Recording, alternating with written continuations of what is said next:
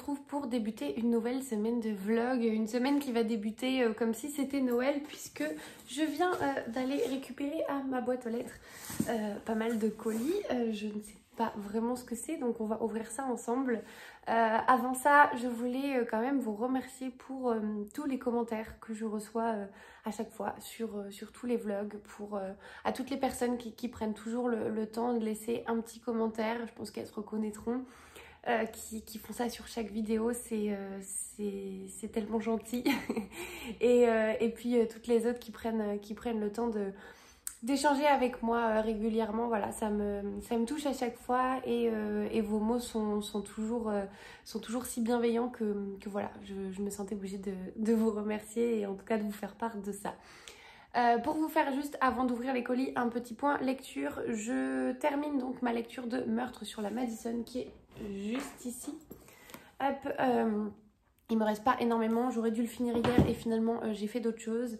Et voilà, j'avais besoin de me reposer aussi, donc c'est pas plus mal. Il me reste vraiment pas beaucoup de pages. Là, au moment où je vous parle, donc on est entre midi et 2, donc si j'ai le temps, je vais essayer de le finir maintenant. Et puis sinon, ce sera dans la journée. Concernant donc mes réceptions, alors la première c'est une réception Vinted influencée par littéralement tout Bookstagram, puisque donc j'ai cédé et j'ai commandé en attendant Beaujangle, je crois que ça se prononce comme ça, d'Olivier Bourdeau. Je ne sais pas du tout de quoi ça parle, je suis un peu dégoûtée, mais bon, j'ai pas réussi à trouver l'édition que je voulais parce que du coup c'est celle avec l'image du film avec donc Virginie Efira et Romain Duris. Et j'aime pas ce genre de couverture où il y a les affiches de films, mais bon, c'était le moins cher entre guillemets et celui qui pouvait arriver le plus rapidement sur Vinted, donc voilà, j'ai pris celui-ci. Je sais pas du coup si je voulais la quatrième de couve parce que je sais pas de quoi ça parle et ça a pas l'air très évocateur. Devant leur petit garçon, ils dansent sur Mr. Bojangles. Je sais pas encore une fois comment on prononce, de Nina Simone. Chez eux, il n'y a de place que pour le plaisir et la fantaisie. Celle qui mène le bal, c'est la mère, feu follet imprévisible. Elle les entraîne dans un tourbillon de poésie pour que la fête continue coûte que coûte. L'amour fou n'a jamais si bien porté son nom. Voilà, je ne sais pas de quoi il est question et je vous en parlerai à la limite mieux quand je l'aurai lu. Si jamais il vous intrigue, je vous invite à taper ne serait-ce que le nom, enfin en tout cas le titre du roman sur Instagram en hashtag, et je pense que vous allez trouver moult chroniques qui en parlent parce que franchement je l'ai vu passer vraiment partout. Au début j'étais assez sceptique, alors non pas que j'avais pas envie de le lire, mais j'étais assez sceptique parce que ce genre de livre qui, pourtant il est sorti il y a quelques temps, hein, c'est simplement que la sortie, l'adaptation en film a un petit peu, je pense, relancé son succès, ou en tout cas l'engouement autour de ce roman. Et donc j'étais un petit peu sceptique à l'idée de le lire un peu en même temps que tout le monde parce que souvent j'en attends beaucoup et surtout quand je vois que des retours positifs. Et finalement il y a deux personnes qui ont achevé de me convaincre. La première c'est Fanny, donc Fanny si tu passes par là. Ma copine donc Fanny du compte Fanny and Books qui l'a lu. On a à peu près le même style de lecture, elle lit aussi beaucoup de polar, pas mal de cozy murder, etc. Et c'est vrai que je crois qu'on lit de manière générale moins de romans contemporains comme ça. Et elle l'a adoré. Donc voilà, ça m'a déjà un peu donné envie. Après bien sûr il y a Angie du compte Madame Chachali qui en a très bien parlé. Et surtout j'ai vu donc Flo, je vous en ai parlé dans le vlog précédent, j'ai vu Flo vendredi matin qui était justement en train de le lire et qui a achevé de me convaincre. Voilà, donc ce qui fait que je suis rentrée chez moi, je l'ai commandé et donc il était déjà arrivé et je suis allée le récupérer. Ça, c'était donc pour la première réception et les autres, donc c'est des arrivées de chez Charleston. Je ne sais pas ce que c'est, mais il y a 3 paquets, une grosse boîte et deux colis. Donc, je suis en train de tout déchirer. Le premier, c'est... Ah, trop contente, c'est La librairie des rêves ensevelis. Donc, qui est un roman qui va sortir chez Charleston. Je n'ai plus la date de sortie. C'est peut-être écrit quelque part ici. Non. Bref, donc, ce roman... D'accord, je regardais ce qu'il y avait écrit sur le bandeau. Ce roman, je crois qu'il y a mon avis dedans, voilà. il y a mon avis juste ici. Et l'avis des copines, bien sûr, qu'on retrouve également ici sur cette première page. Donc, cette lecture, alors pour vous en parler quand même, parce que ça y est, c'est le moment où je peux le faire. On suit donc Grace. Grace qui, du coup, vient de s'installer à Londres et donc vient de la campagne. En arrivant à Londres, elle espérait travailler dans un grand magasin comme son amie, mais c'est pas finalement ce qui va être adapté pour elle puisque Grace n'a pas de recommandation et donc elle va être mise en contact avec Monsieur Evans qui est donc un libraire un peu acariâtre et c'est finalement la seule chose qu'on va lui proposer. Donc elle va travailler dans une librairie, elle qui ne connaît rien aux livres, à la littérature et qui ne lit tout simplement pas.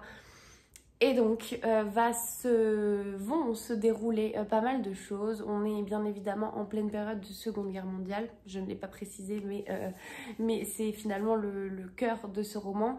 Et avec cette période en toile de fond, on va suivre Grace, son évolution, ses aspirations, ses rencontres et finalement une petite bande de personnages qui va évoluer et vivre ensemble. Ce roman, vraiment, moi, je l'ai adoré. Déjà, il se lit à une vitesse, au-delà de son épaisseur, il se lit à une vitesse folle. Les pages s'enchaînent super vite. Je sais même plus ce que j'avais mis dans mon avis. Une magnifique lecture qui décrit si bien l'amour de la littérature, l'éveil et la transmission d'une passion, le tout avec le blitz en toile de fond, un coup de cœur. Et c'est effectivement ce qui ressortait pour moi de cette lecture, c'est que on va donc rencontrer Grace en l'état au début de cette histoire et on va voir son évolution notamment sur certains sujets et la relation qu'elle va nouer petit à petit avec Monsieur Evans, qui donc est un personnage assez acariâtre, si on peut dire ça comme ça, qui râle, qui n'a besoin de personne, qui voilà, est un libraire qui vit très bien tout seul, qui voit pas pourquoi il devrait s'encombrer d'une jeune femme pour venir l'aider, soi-disant. Voilà, et donc de ce constat-là, forcément les choses vont évoluer et j'ai adoré suivre cette relation-là qui évolue, qui effectivement, c'est ce que je mettais dans ma chronique, mais montre l'éveil d'une passion et sa transmission. Et voilà, je peux difficilement vous en dire plus sans tout vous révéler, mais cette lecture, je l'ai adorée. Il y a de l'amour, de la bienveillance, de la résilience aussi, et le tout dans une période vraiment mouvementée où finalement c'est une déclaration d'amour à la lecture et aux livres. Parce que voilà, les livres peuvent nous sortir de notre tristesse ou en tout cas de notre quotidien, surtout quand il est aussi maussade qu'en période de guerre. Et voilà, cette lecture, elle est vraiment belle, elle est assez poignante, elle est addictive. Et franchement, je vous la recommande, ça a été une super lecture pour l'instant de mon aventure de lectrice Charleston. Voilà. Ça c'était donc pour la première et il sort en février. Pareil, je vous mettrai en bas la date exacte, je ne l'ai pas en tête, il faudrait que j'aille la chercher. Mais voilà, trop contente. En plus d'avoir mon avis dedans parce que vraiment je l'ai adoré. L'autre roman, c'est Odette et le taxi jaune que j'ai reçu, donc je l'ai déballé entre temps.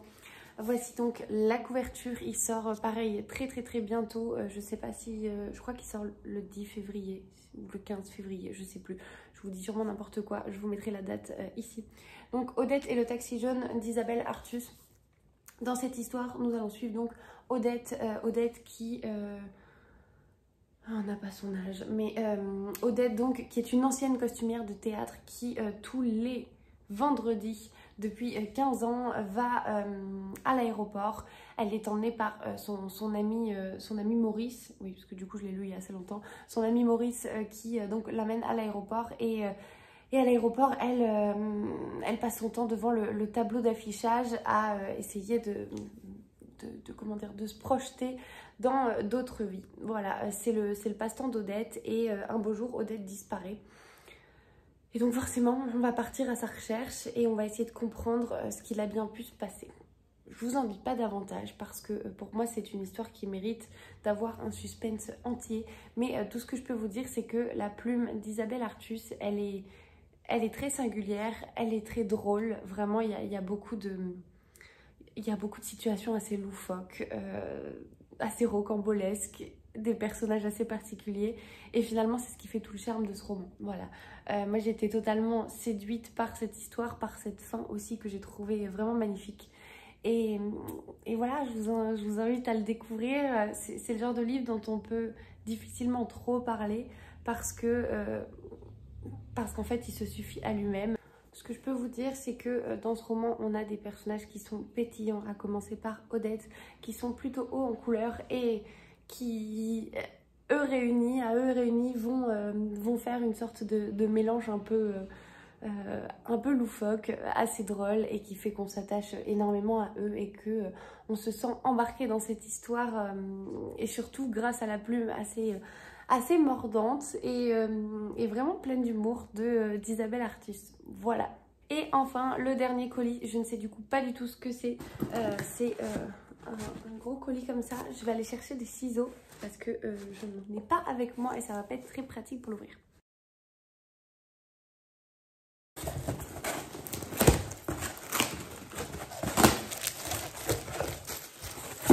Du coup, je ne sais pas du tout ce que c'est.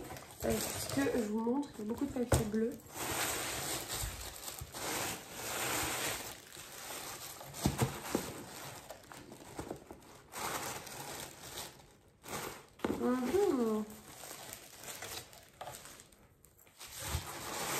Ah, du coup, j'ai compris. Donc, c'est un colis qui me vient des éditions Alizio, donc qui appartiennent à la même maison que Charleston, donc les éditions Le Duc, le groupe Le Duc. Et donc, c'est un livre de Marie Forleo qui est Tout est possible, créer la vie et le job de vos rêves. Donc, c'est un livre de développement personnel, of course. Je pense que voilà, développement personnel et vie professionnelle. Et donc, la quatrième de couve, si ça peut vous donner envie ou en tout cas susciter la curiosité chez vous. Plus qu'une simple phrase, tout est possible, est un mantra, une philosophie, une discipline qui, mise en pratique, vous rendra inarrêtable. Vous avez du mal à terminer ce que vous commencez, des idées géniales germent chaque jour dans votre tête, mais vous ne savez pas comment leur donner vie, ni par quel bout les prendre. Ce livre qui a déjà transformé la vie de milliers de lectrices et de lecteurs est une invitation à penser de manière plus proactive et créative. Fondé sur de nombreux exemples et exercices, il permet de surmonter les blocages et de décomposer n'importe quel rêve ou objectif en étapes aisément atteignables. Grâce à ce guide inspirant, vous allez enfin oser laisser derrière vous un emploi sans avenir, développer votre entreprise ou vos projets, vous dégager du temps pour vos passions et surtout réaliser que toutes les ressources pour surmonter les épreuves et devenir la personne que vous souhaitez être sont déjà en vous. Alors, je ne sais pas exactement quand est-ce que je le lirai, mais c'est un livre, même si je vous en parle jamais, qui, moi, peut totalement m'intéresser, surtout dans la situation où je suis, où du coup, je cherche un nouveau job. Je suis très en ce moment dans le challenge, dans tout ce qui est un peu stimulant. Donc, je pense que voilà, ça peut tout à fait me plaire. Alors, il est assez condensé, il est plutôt lourd d'ailleurs, alors qu'il n'est pas très épais. Mais ça a l'air pas mal. Du coup, je suis en train de regarder et les chapitres, donc il y a 10 chapitres à peu près. Et l'écriture, je viens de lire les premières phrases. L'écriture est plutôt accessible, plutôt jeune, plutôt moderne, dynamique. Donc, je pense que c'est le genre de livre qui se lit tout seul parce qu'on a tendance à se reconnaître un peu dedans. Donc, ça, c'était le livre, ce qui est quand même le plus important. Avec ça, du coup, j'avais donc un petit carnet qui lui aussi est édité donc via le papier fait de la résistance, qui est donc la marque de papeterie du groupe Le Duc. Et donc voilà, un petit calepin en plus qui est tout blanc, tout simple, et sur lequel forcément on a écrit tout est possible. On n'en a jamais assez des carnets et surtout moi qui ai tendance à écrire un peu à droite à gauche, ben tant mieux en fait, c'est toujours utile. Donc ça c'était le livre, le carnet, et enfin on a quelque chose que je soupçonne d'être un mug.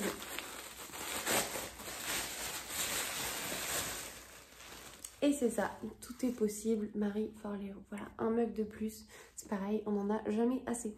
Donc un grand merci aux éditions Le Duc pour ce colis. Et je vous en reparlerai. Je pense que c'est le genre de livre qu'on feuillette, c'est pas à mon avis le roman qu'on dévore d'une traite. Mais voilà, je vous en parlerai au fur et à mesure si jamais je relève des choses qui sont intéressantes et qui méritent d'être partagées ici. Et puis voilà.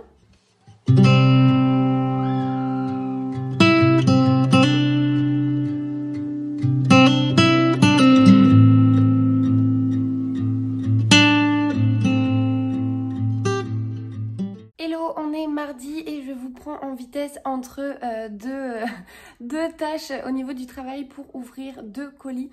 Donc le premier, c'est un colis qui me vient des éditions City. Je ne sais plus du tout ce que c'est, donc on va le découvrir ensemble. Si j'arrive à l'ouvrir.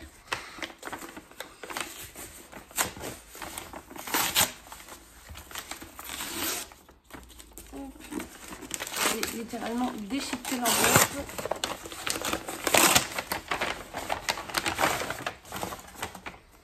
Et donc c'est un roman que j'ai vu passer pas mal ces derniers jours sur Instagram, et c'est Un crime à donner la chair de poule de Yann Moore. C'est un cozy mystery qui est donc sorti aux éditions City. Donc nous suivons Richard, qui est un Anglais pur jus et qui est aussi le propriétaire d'un bed and breakfast dans la vallée de la Loire. Il n'aime rien tant que sa tranquillité, boire un bon pastis, regarder des vieux films en noir et blanc et s'occuper de ses poules qu'il a sobrement baptisées Ava Gardner, Lana Turner et Joanne Crawford. Tout est parfait comme ça jusqu'au jour où l'un des hôtes qui l'héberge dans son bed and breakfast disparaît mystérieusement. Seul indice, une empreinte de main ensanglantée sur le papier peint hors de prix de Richard. La belle et excentrique Valérie le persuade de mener l'enquête avec son aide. Richard accepte sans enthousiasme. Mais le jour où Ava Gardner, sa poule préférée, est retrouvée assassinée, les choses deviennent sérieuses, hors de question que Richard laisse son petit coin de paradis devenir un repère de tueurs sans pitié. Ça a l'air d'être une histoire plutôt drôle, notamment donc avec la campagne en toile de fond, et je pense que ça peut me plaire. Donc voilà, cette couverture est absolument cozy murder. Et voilà, donc les enquêtes du bed and breakfast, un polar trépidant, c'est Stephen Clark qui dit ça. Je ne sais pas qui est Stephen Clark, mais voilà. Donc un grand merci aux éditions City et à Eric Poupé pour cette jolie réception. Il me fait trop envie, mais avant j'en ai d'autres à lire déjà de chez City que j'ai reçu il y a un petit moment et que j'ai pas du tout pris le temps de lire pour l'instant. Donc voilà, je vous en parlerai, mais je pense qu'il y en aura peut-être un avant dont je vous parlerai en priorité. Et ensuite, j'ai reçu un autre colis qui pour le coup est très étrange parce que je vous montre la taille du colis et en fait c'est très fin. Ah bah d'accord, il est ouvert en plus. Tout va bien. Et donc, ok, donc il y a un livre dedans. En fait, c'est bien, hein, il y a un livre pour un colis de cette taille-là.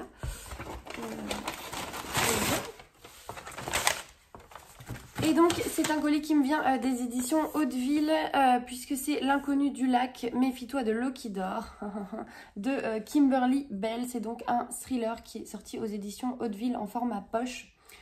Et alors j'essaie de me souvenir. Je sais du coup que je l'avais demandé, mais je vous avoue que c'était il y a assez longtemps et donc je suis un peu perdue dans tout ce que je reçois là en ce moment. Il y en a vraiment pas mal. Donc nous sommes à Lake Crosby en Caroline du Nord et tout le monde se connaît. Un lac, une poignée de maisons et quelques disparitions inexpliquées. Dans le voisinage, les rumeurs vont bon train sur le récent mariage de Charlotte, jeune femme sans le sou, et Paul, veuf dont la fortune est connue de tous.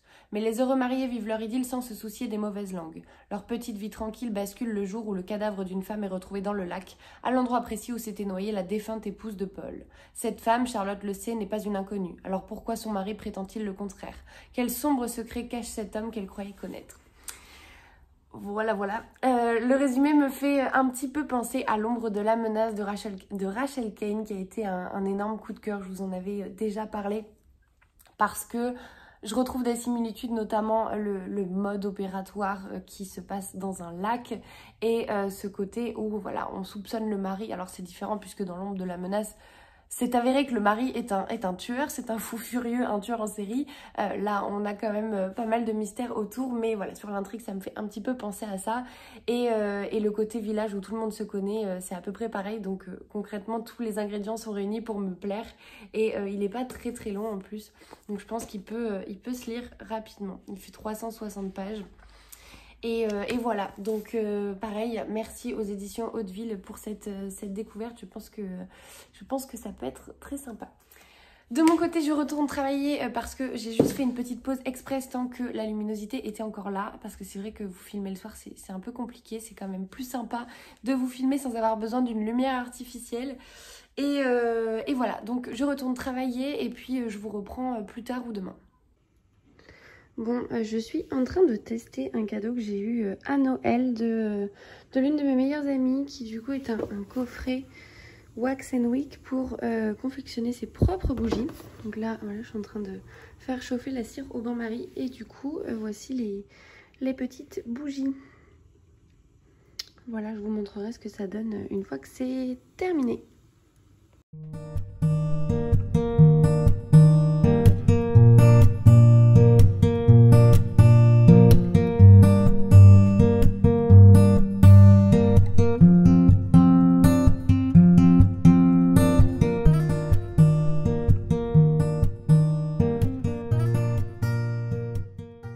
Hello, on est vendredi soir, je vous prends seulement maintenant. Je crois que la dernière fois que je vous ai pris dans cette semaine, ça remonte à mardi.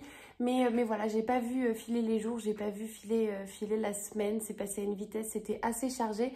Donc je ne vous prends que maintenant. Mais du coup, j'ai pas mal de choses à vous montrer.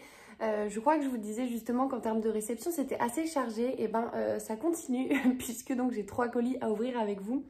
Mais avant ça, je voulais faire un petit point lecture. Le premier, c'est que donc j'ai terminé Meurtre sur la Madison de Kiss McCafferty, donc aux éditions Gallmeister.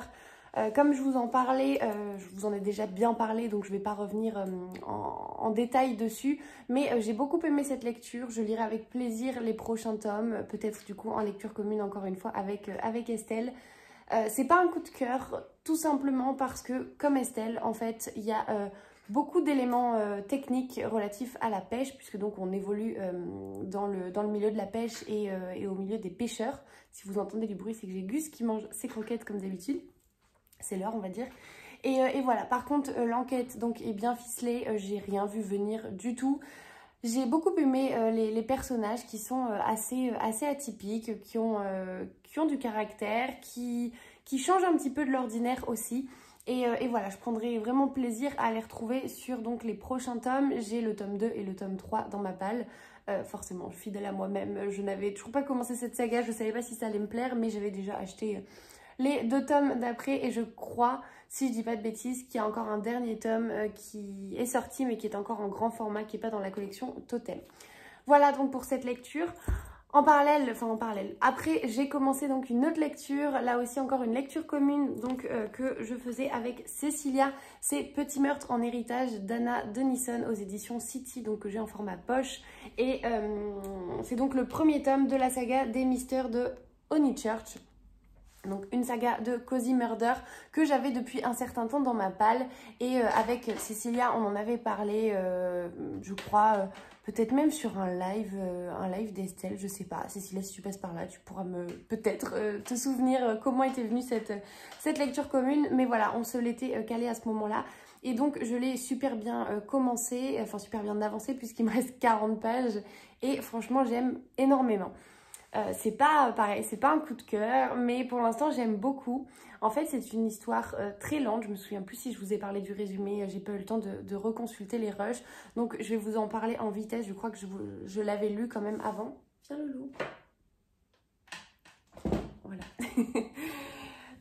Donc en fait nous suivons Kat qui vient d'arriver à la campagne parce que sa mère a acheté une bicoque en ruine et donc Kat c'est pas du tout ce qu'elle avait prévu. Elle est citadine, elle habite à Londres et donc elle arrive ici, elle comprend pas déjà pourquoi sa mère lui a caché qu'elle avait acheté cette ruine, elle comprend pas ce que sa mère vient faire ici, mais quand elle arrive, très vite elle va comprendre qu'il y a plusieurs histoires, qu'il y a une sorte de famille aristocratique qui gère un petit peu ce domaine et qui donc a vendu une partie à sa mère, mais il y a pas mal de micmac et surtout tout va se compliquer quand l'une des nurses va disparaître et surtout quand il va y avoir un meurtre. Voilà.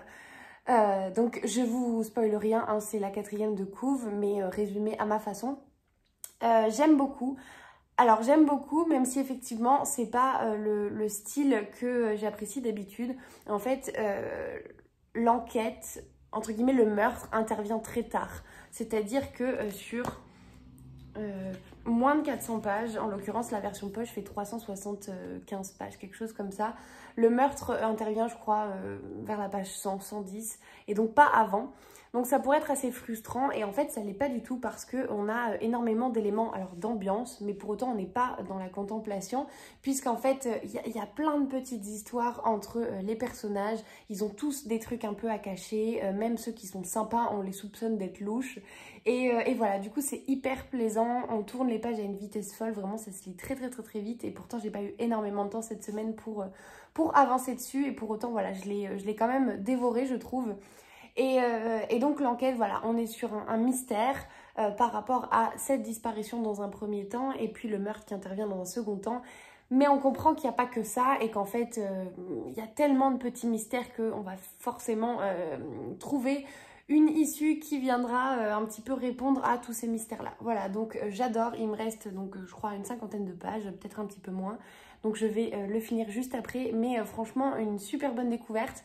Et là aussi je suis hyper contente puisque du coup j'ai je crois les 2 tomes suivants dans ma palle et j'en ai un autre mais je crois que c'est le 5e que j'ai dans ma palle et il doit en manquer un en fait, j'ai pas tout l'ordre chronologique mais en tout cas j'ai le 2 et le 3 et franchement je prendrai plaisir à les lire parce que on est vraiment dans une atmosphère donc de campagne où forcément, comme dans beaucoup de Cozy Murder, tout le monde se connaît, mais à la fois on n'apprécie pas les étrangers, donc on les regarde d'un mauvais œil.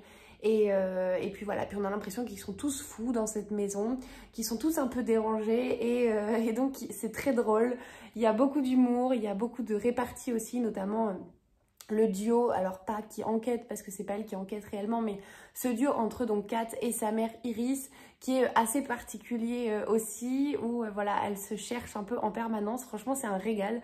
Donc voilà, si vous connaissez pas cette saga, je vous invite à la découvrir parce que vraiment c'est plutôt cool. J'ai fini pour donc mes 2 lectures terminées et quasiment terminées. Et du coup, on va passer à l'unboxing. Donc le premier colis que j'ai reçu, c'est un colis qui me vient des éditions HarperCollins et on va rester je crois dans la même lignée que le Cozy Murder dont je vous parlais précédemment puisque là aussi c'est un Cozy Mystery si je ne dis pas de bêtises et je crois que faut juste que je réussisse à l'ouvrir. Oui, c'est ça.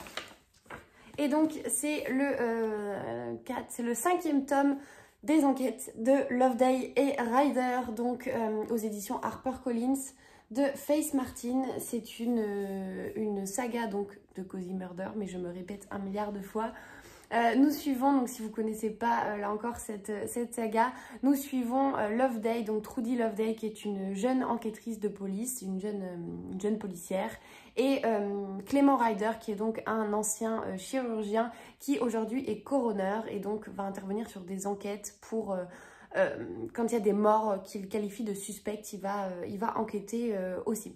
Et donc tous les deux, ils forment un duo assez atypique puisque donc Clément Ryder est un médecin à la retraite et Trudy est une jeune policière. Donc déjà, ils ont un fossé générationnel, on va dire, mais ça les empêche pas de bien s'entendre et de mener à bien les différentes enquêtes sur lesquelles ils travaillent. Donc ici, c'est le 5e tome.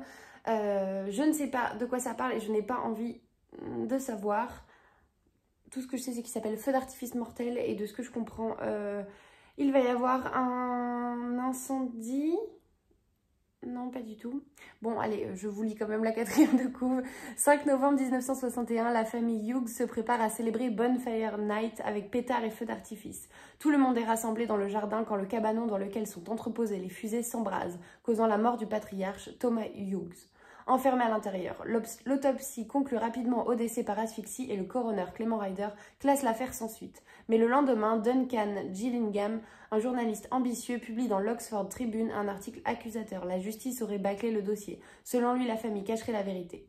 Pour calmer l'opinion, l'inspecteur Jennings confie l'enquête à la jeune policière Trudy Loveday. Très vite, celle-ci se tourne vers Clément Ryder et ils n'auront pas trop de leurs forces réunies pour tenter de percer les mystères du clan Hughes. Donc encore une histoire de famille et ce duo donc forcément qui sera ensemble pour mener l'enquête. J'ai trop hâte. Avant ça, il faut que je lise le tome 4. Donc dans l'ordre, je vous la refais. Je crois que le premier tome c'est Le Corbeau d'Oxford. Le deuxième c'est Un pique-nique presque parfait. Le troisième c'est Meurtre en coulisses. Les 3 premiers sont sortis en poche aux éditions HarperCollins. Là aussi en HarperCollins noir poche. Les couvertures sont très jolies aussi. Elles sont moins colorées que celles-ci, moins vives, mais elles sont très jolies aussi. Et donc moi j'ai le 4e tome, Le secret de Briar's Hall, que j'ai encore dans ma palle, que j'avais prévu de lire cette cet hiver et finalement j'ai pas eu le temps. Donc là voilà, j'ai très envie de le lire pour pouvoir être à jour sur cette saga puisque c'est l'une des rares où il me reste pas énormément de tomes pour être à jour et qui plus est, ils sont pas très longs à lire. Donc un grand merci à Mélusine donc, de chez HarperCollins pour la découverte de ce 5e tome et puis je vous en reparlerai très vite. Donc ça c'était la première réception. La seconde, je vais prendre dans l'ordre. La seconde, alors c'est quelque chose que vous avez peut-être vu passer si vous suivez les copines bordelaises, notamment donc Claire, du coup lecture de Claire qui a ouvert sa chaîne YouTube récemment et qui est une très bonne copine, ou même voilà Fanny du compte Fanny & Books et Alizée donc qui a aussi récemment ouvert son compte Un livre à Bordeaux. En fait, nous avons décidé, avec donc la création du book club des Bordelaises, même si je n'habite plus à Bordeaux, j'ai quand même gardé un lien avec les filles, bien sûr, qui sont devenues même des amies. Et nous avons décidé donc avec Alizée, qui a rejoint le book club, de créer des suites personnalisées à l'effigie du book club. Voilà, donc grâce à Alizée qui s'est occupée de la prod de ces suites et de son copain, donc il nous a gentiment dessiné un petit logo. On a décidé de se faire nous-mêmes nos propres suites pour tout simplement pour avoir un souvenir et pour pouvoir les arborer fièrement quand on se balade ou quand on se retrouve. Donc je devais voir normalement Alizée ce week-end. Si tu passes par là, tous mes voeux de rétablissement, ma pauvre. Mais voilà, Alizée a eu quelques petits soucis et donc ne pourra pas monter à Paris. Et donc elle m'a fait envoyer mon suite. Donc je suis, je crois, l'une des dernières en soi à le récupérer. Mais je sais déjà à quoi il ressemble. Et franchement, j'ai trop hâte de le découvrir.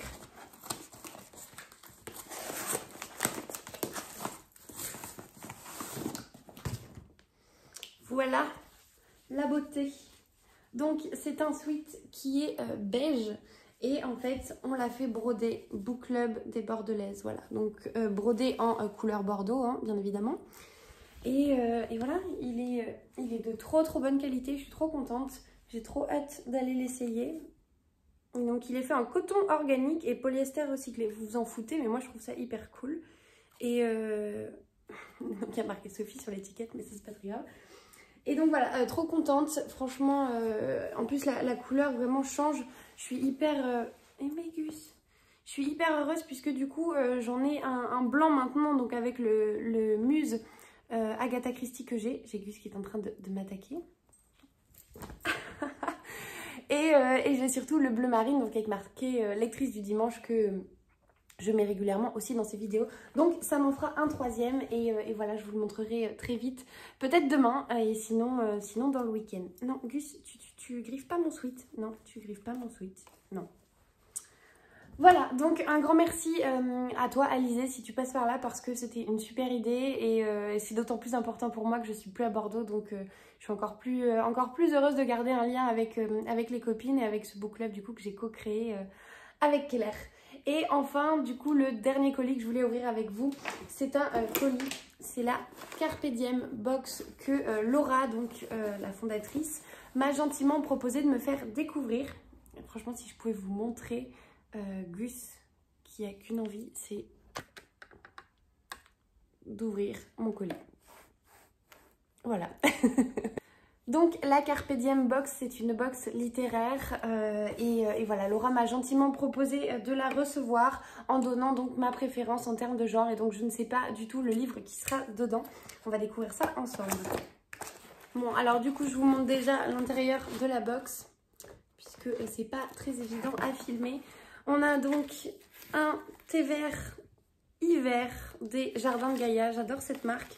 C'est Estelle qui me l'a fait découvrir quand elle m'avait envoyé dans un swap. Elle m'avait envoyé du thé vert au jasmin qui est notre thé préféré à toutes les deux. Elle me l'avait envoyé donc en vrac et la marque c'était les Jardins de Gaïa. Et c'est comme ça que j'ai découvert et depuis j'aime beaucoup cette marque donc trop contente et le thé vert on n'en a jamais assez. Et donc c'est la box de février 2022 et donc elle fait super bien les choses puisque donc on a un petit livret explicatif. Avec donc les sélections, enfin la sélection du mois, le thé du mois, donc les Jardins de Gaïa, c'est écrit. La surprise du mois, 2 jolies bougies, la sélection du mois en fonction de la catégorie qu'on a choisie. Donc il y a littérature générale, auquel cas je vais pas vous spoiler si jamais vous avez envie de la prendre et que vous voulez garder le mystère, mais il y a littérature générale, thriller, polar, roman historique, feel good, romance et new romance. Voilà. Vous choisissez donc la catégorie qui vous intéresse et ensuite vous recevez la box mystère entre guillemets. Il y a donc également un partenariat qui est fait avec une illustratrice qui en l'occurrence est Marine Vega. Et voilà, je suppose qu'il y a pas mal de jolies choses, donc on va ouvrir ça ensemble. Il y a également un autre thé qui est donc thé blanc poésie d'hiver. Ça j'aime trop, ça m'intrigue.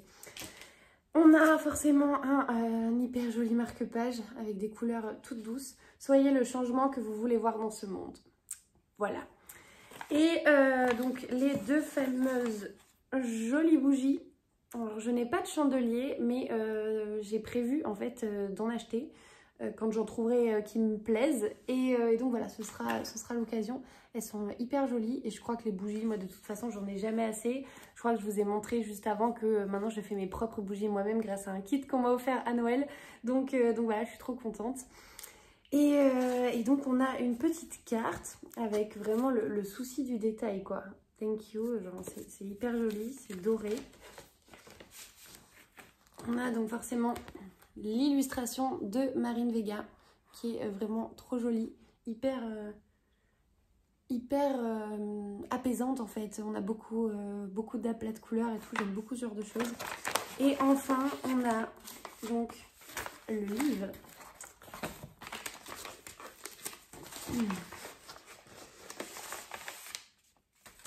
Et donc le thriller que j'ai choisi, enfin j'avais juste choisi la catégorie thriller, donc je découvre le livre, c'est Je connais ton secret de S.K.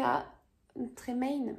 Voilà, je dois sûrement pas bien prononcer, donc aux éditions Pocket. Je ne connais ni l'auteur ni le titre, donc je suis trop contente, ça va être une vraie surprise.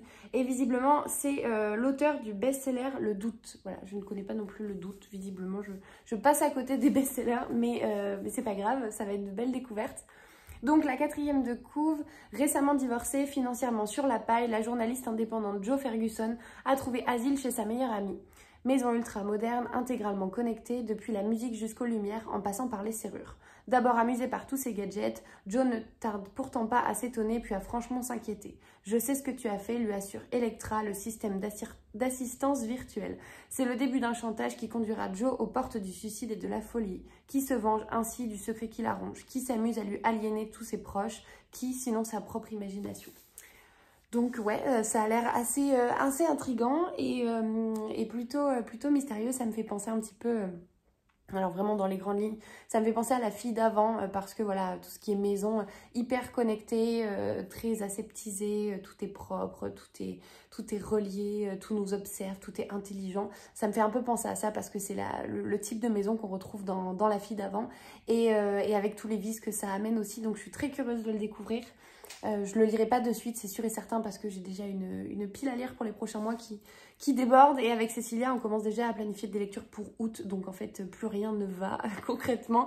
Mais quand je le lirai, je vous en parlerai. Et voilà, trop contente. Franchement, je suis vraiment ravie parce que j'avais un petit peu peur de tomber sur un roman que j'avais déjà. En l'occurrence, si j'avais choisi la catégorie littérature générale, j'aurais eu La Révérence de l'éléphant que j'ai déjà. Et si j'avais choisi roman historique, j'aurais eu Pachinko que j'ai déjà et que j'ai lu et que j'ai adoré. Voilà, donc vraiment une belle découverte, trop contente. Et puis du coup, merci Laura. Je vous mettrai du coup le lien de la Carpe Diem Box dans ma barre d'infos Instagram et enfin dans ma barre d'infos vidéo. Il faut vraiment que j'aille me coucher là, c'est pas possible. Et voilà, si jamais ça vous intéresse, ne serait-ce que d'aller jeter un coup d'œil, je vous mettrai également le lien du compte Instagram, comme je fais à chaque fois. Et puis voilà. Du coup, c'est tout pour moi. C'est déjà pas mal. Donc, c'est le week-end, enfin. Je suis hyper contente, d'autant plus que demain, donc on va voir un match de rugby, on va voir la France jouer contre l'Irlande. Vous vous en fichez sûrement, mais moi, je suis trop heureuse. Et là aussi, c'est grâce à Alizé. Enfin, grâce à son accident, la pauvre, qui fait que, bon, voilà, j'ai pu y aller grâce à elle. Donc, merci encore, Alizé, si tu passes par là. Et bon rétablissement. Et voilà, donc un super bon week-end en perspective. Pas nécessairement très reposant parce que je pense que la journée de demain va être très animée. Mais franchement, c'est cool. Et ça fait du bien, ce genre de choses. Et voilà, donc je vais aller me coucher.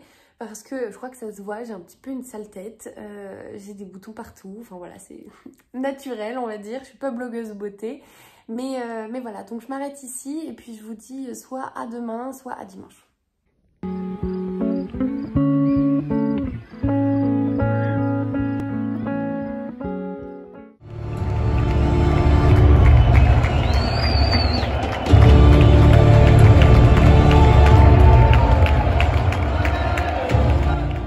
Hello, on est dimanche et on se retrouve pour clôturer cette semaine de vlog. Voilà, j'espère que vous avez passé un agréable moment en ma compagnie, que vous avez trouvé de nouvelles suggestions de lecture.